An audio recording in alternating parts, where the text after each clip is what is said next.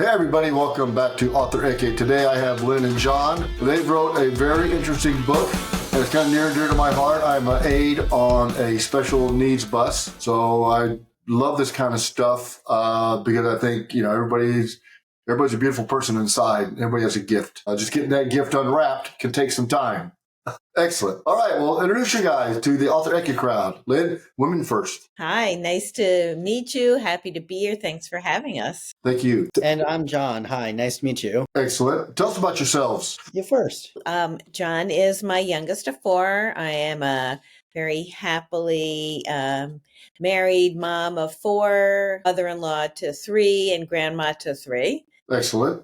Very, very retired lawyer, and I've worn some other hats along the way. And now, co-author of Robby the Dyslexic Taxi and the Airport Adventure. Excellent. So, John, tell us about yourself. Yeah, I'm 25, currently trying to get my MFA in Chicago, the School of Art Institute of Chicago. Mm-hmm. And mostly just have been an artist for as long as I can remember, and now I'm putting it towards making books like this. Excellent. When did you guys discover, my granddaughter's dyslexic, by the way.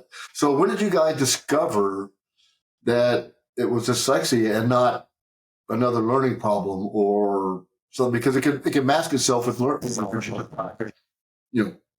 Yes. Maybe as fast as the other kids. So John is my youngest of four kids. And, we all know that everyone has their own learning style. But I knew that John was not hitting some of the milestones that I thought he should be, and starting at a pretty young age. And when he was like in nursery school, preschool, his teachers would be like, well, he's a boy and he's slow. And I'm like, no, he's three, but he could tell you every Thomas the Tank Engine's name, but not tell you maybe that Thomas started with the letter T.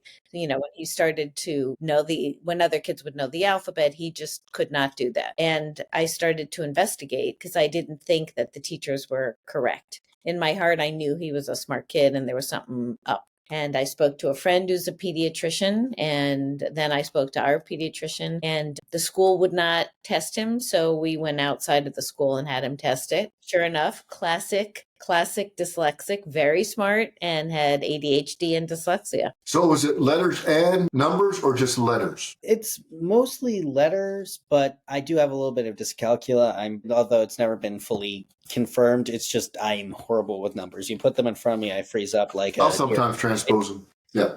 There is, someone who's involved in the community, people with learning issues, there's often what they call a comorbidity. So it's often not just one thing. There's a confluence of, other things that make learning, maybe difficult, or you just have to learn in a different way. And, that's been John's voyage. I do believe that some of the schools, I would hope, they'll take that into account for learning and progression and things like that. I hope they do. They should.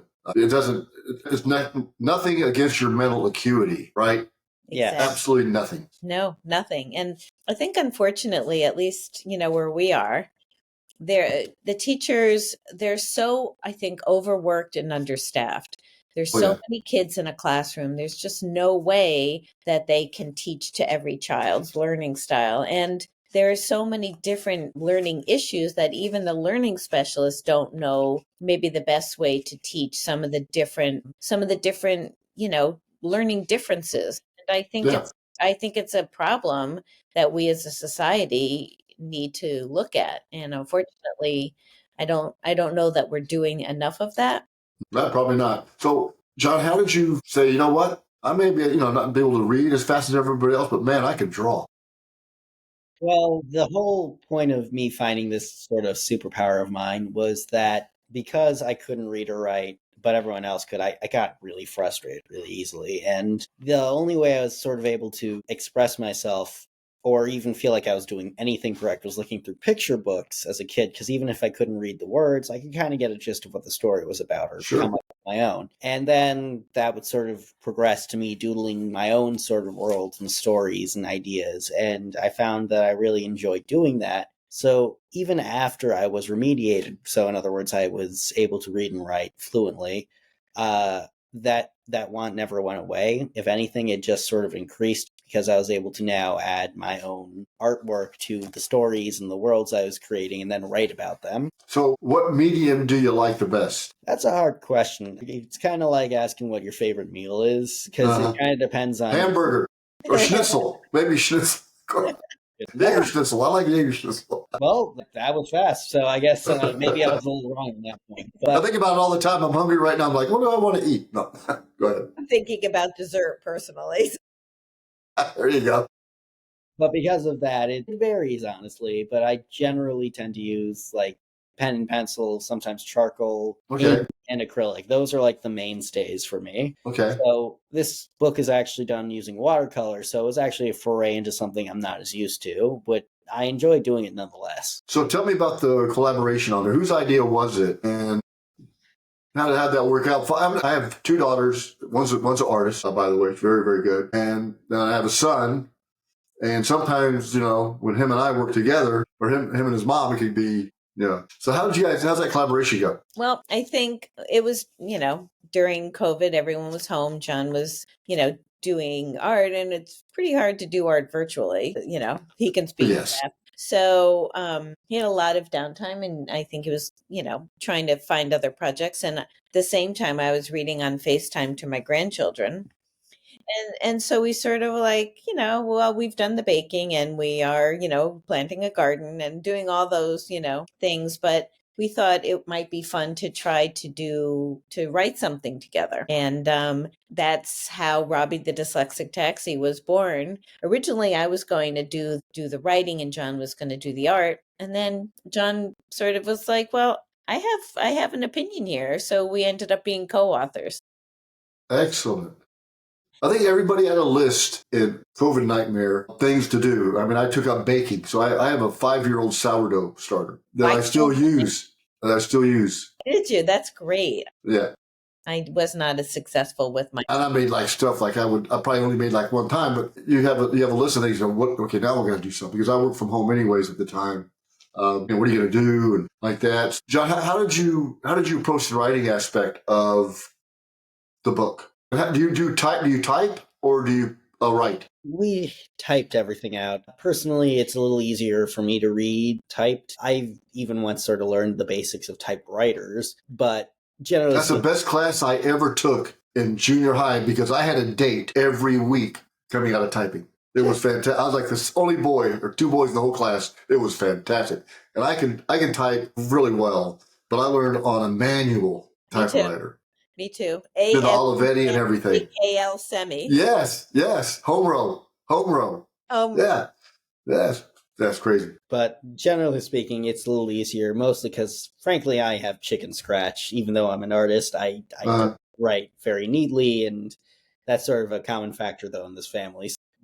I find it's easier for everyone if it's just a set level. And there's even some fonts that are specifically meant for people with dyslexia. Like there's a font called Dyslexia, really? Which is been tested and seems to be easier for people with dyslexia to read and comprehend it. I don't know the science behind it, but it works that way, apparently. That's voodoo science. So show us the book. Let's see the cover. I've seen it, folks. It's amazing. By the way, FYI. Here's Robby, the Dyslexic Taxi and the Airport Adventure. And awesome.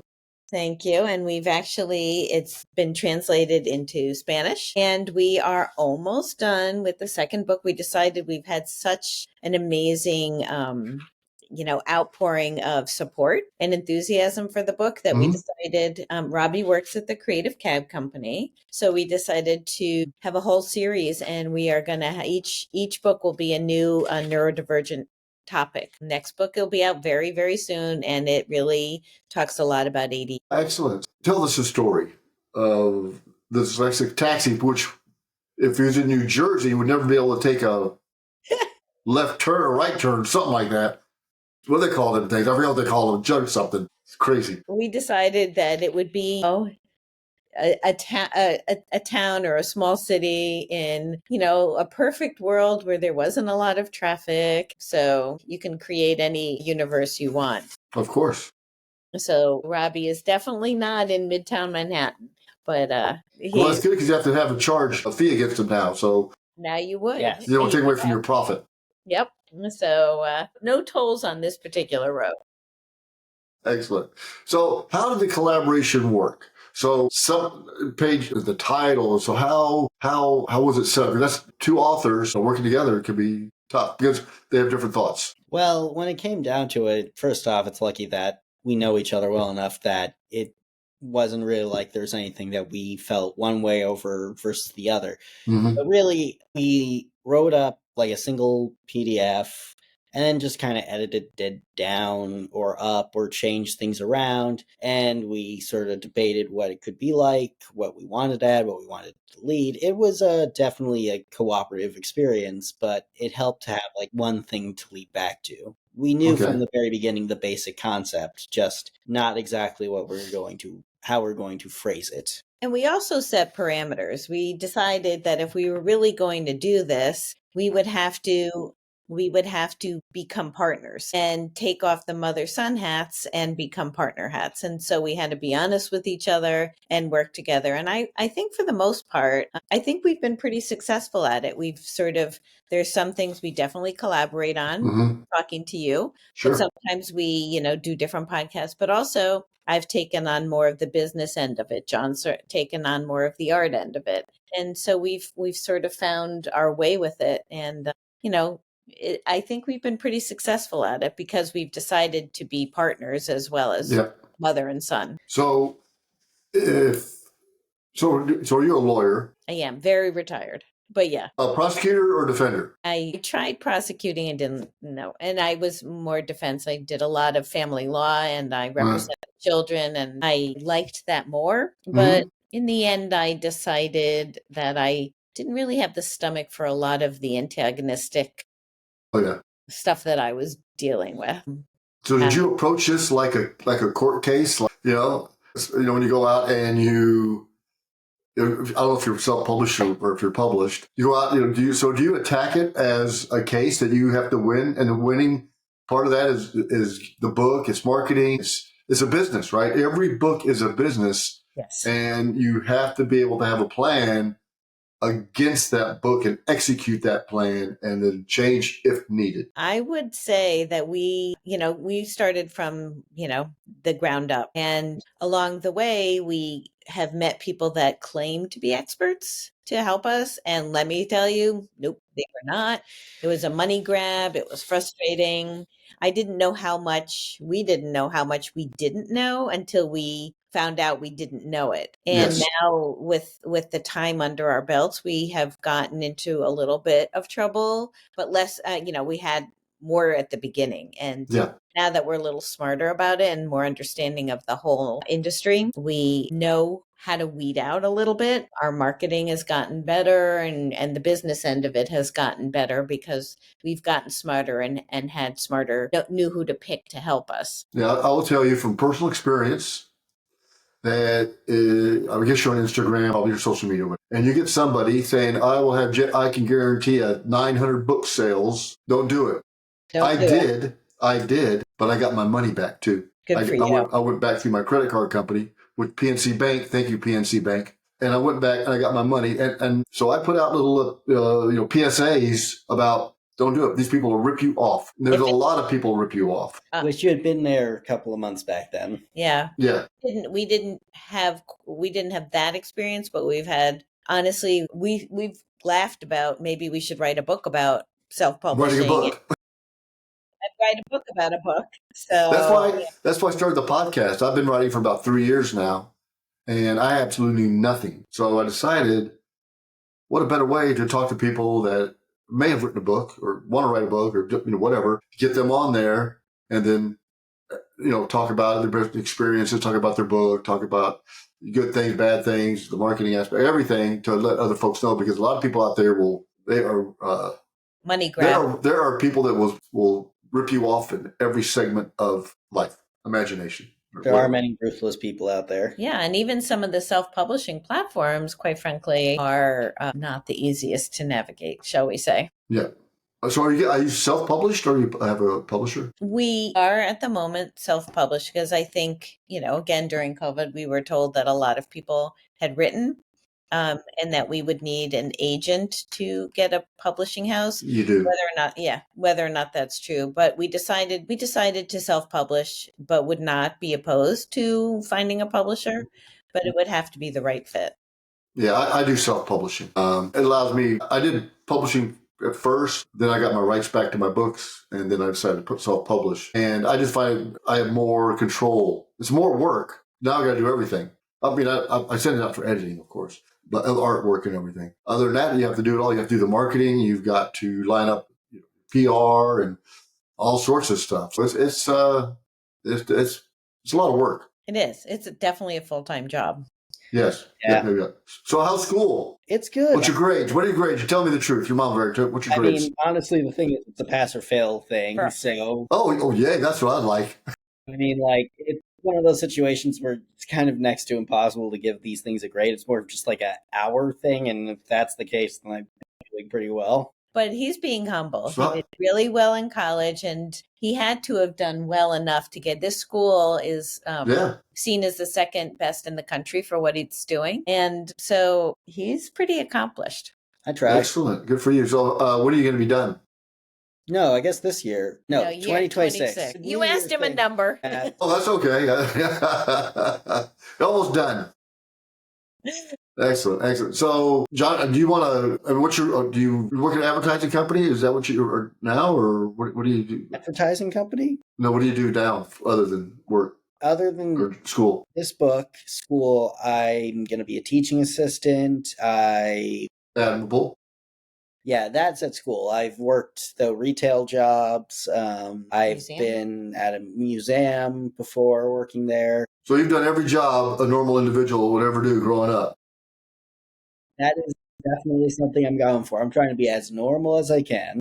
So what do you want to do? When you degree, what do you want to do with it? Well, once I graduate, it's a little in the air because there's still a lot of things you need to figure out. But I do kind of want to try being an art professor because there's always been a part of me that's loved every second of working with other people to make projects of their own. It's not an easy path, I realize, but it's one I'm interested in. Excellent. Well, it sounds like you had a pretty good start on a second career or potentially, doing work for other people, right? There's always a need for artists that have a very good imagination, book covers and, kids' books or even anything else that somebody wants to put some things in there. So that's always, and that's what they did in World War I because there was a lot of photographer, but they actually commissioned artists to draw the war. And some of the work, it's beautiful work. I have a book of it. It's absolutely spectacular. But that was something that people did back then because, they just didn't have, and for papers. Yeah. But they did it for the army or whoever. Mm-hmm. There's still places that photographers aren't allowed in courtrooms and, a variety of places. So. Yep, exactly. I'll find a way one way or another. Excellent. So you got another one in the hopper. I do. It's coming out when? Well, it's almost done we've finished the copy and the illustrations are almost done. And then we just have to make sure, get a second opinion. We've had it edited, but we want a second opinion just in case. And then, then it'll be published. So hopefully I would say within the next month or so, it'll be out. It's our plan. You know about plans, but that's But at least you got one. You don't have a wish. At least you have a plan. We do. It's not a plan. It's a wish. We try. Yeah. So hopefully, we'll let you know, but hopefully I would say within a month or so. Okay. Let's see the cover again. This is Robby and his friend. There will be a new friend, Susie, in the book. Excellent. And where can everybody get a hold of y'all? So you can go to our website, Creative Cab Company, and buy it there. We're on social media. If you can't find it, you can DM us and you can get it on Amazon. If you go into your local bookstore and you don't see it, you can ask them and they can order it for you. Excellent. So, lots of ways to get it. Yeah. So what was the most satisfying, John, you first. John, what was the most satisfying thing about the process of the book to you personally? Well, the most satisfying was probably getting to a point where I could show the page and we just sort of started getting in this like motion of just getting the pages done, making sure the words are right, on to the next. And once you hit that, it made for a very pleasant experience. Like after the book was done though, I'd say my favorite might have been when I went to the school that helped teach me to read and write and was able to do a book reading of Robby, and Oh, that's nice. it just felt amazing. We got high fives. A few kids asked for an autograph, which was very Yeah, of course. cool for me. And there's no real words to describe it. It was an amazing feeling. And that's been the highlight of having created this book so far. Awesome. Lynn? So I think the first thing I would say is being able to, spending time with my children is amazing and my grandchildren. And having this project with John has been really wonderful for us together. I really loved doing it. It's been really special. And then, it's sort of now a second, third, fourth different career for me because I'm learning so many things that I didn't know about besides publishing. There's the whole business aspect of it. So I would say, those two things have been really wonderful for me. So, John, do your siblings say you're mom's favorite now? I mean, so... That's the one thing I could say with almost positive certainty. Well, they already knew it. They already knew it. I'm the youngest, so I get a little bit more one-on-one attention. But otherwise, I think I have done plenty of things to drive her insane. So I don't think I'm anywhere near. As you should. As you should. Well, excellent. I wish you guys the most success. Thank you. And I think it's very, very good that you've taken a challenge and have mastered it. And now you want to get back to folks that have the same problem or issue, and you want to be able to help them that, you know what? Don't listen to people. Don't get stereotyped. Don't hang around negative people because they'll bring you down. And everybody has a gift. You just have to exploit it. You bet. Yes. That is 100% true. Another thing that I think we both enjoyed is that we get to meet new people and speak to people like you. So thank you for having us. It's been Well, thank you. It was a pleasure. I like meeting new folks. So great. Thank you. Excellent. Well, it was great meeting John and Lynn. Thank you very much. Thank you. Bye-bye. Bye.